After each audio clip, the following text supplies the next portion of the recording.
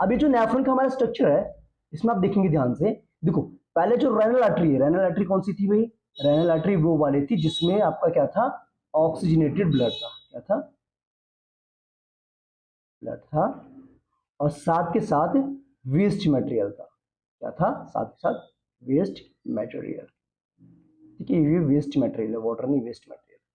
Okay, ठीक है। तो वेस्ट मटेरियल वाला जो ब्लड आएगा इसके थ्रू यहाँ आएगा, और किडनी में क्या? किडनी के अंदर बेटा फिल्ट्रेशन यूनिट होती है, इसको मैंने बताया था आपको, नेफ्रॉन होता है। ऐसे बहुत सारे यूनिट्स होती हैं। तो सबसे पहले उसके अंदर आता है बाउमन कैप्सूल्स।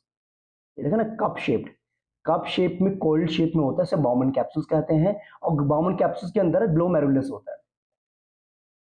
ठीक है, होता है ग्लोमेरुलस, जो उसको फिल्टर करता है। फिल्टर करने के बाद आप देखेंगे जो फिल्ट्रेट होता है वो तो चले जाता है इसके अंदर बेटा, ये जो येलो वाला पार्ट दिख रहा है इसके अंदर चले जाता है, और यहां से ये कंडक्टिंग डक्ट के थ्रू यूरेटरस में चले जाता है।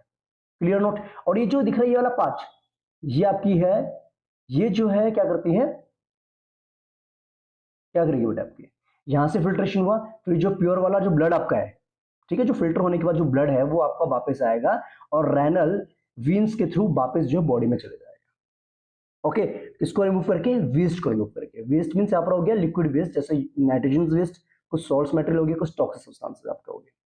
ठीक है, देखो here some substances in the initial filtrate such as glucose, amino acids, salts and a major amount of water are selectively reabsorbed as the urine flows along the tube। तो होता है क्या, जब यूरिन जो है इस ट्यूब्स के through flow करता है तो कुछ इंपॉर्टेंट जो सब्सटेंस जैसे ग्लूकोज हो गया, कुछ आपके सॉल्ट्स हो गए, कुछ एमिनो एसिड्स हो गए, वो जो है दोबारा से रीअब्जॉर्ब हो जाता है और बॉडी में सप्लाई हो जाता है। ओके, और ये जो रीअब्जॉर्प्शन है ना, वो डिपेंड करता है, the amount of reabsorbed depends करता है कितना एक्सेस अमाउंट में, how much excess water there in the body, body के अंदर कितना एक्सेस वाटर अवेलेबल है। और दूसरी चीज, on how much of the dissolve waste there's to be executed, कि कितना डिसॉल्व वेस्ट आपको एक्सक्रीट आउट करना है, उस पर भी डिपेंड करता है।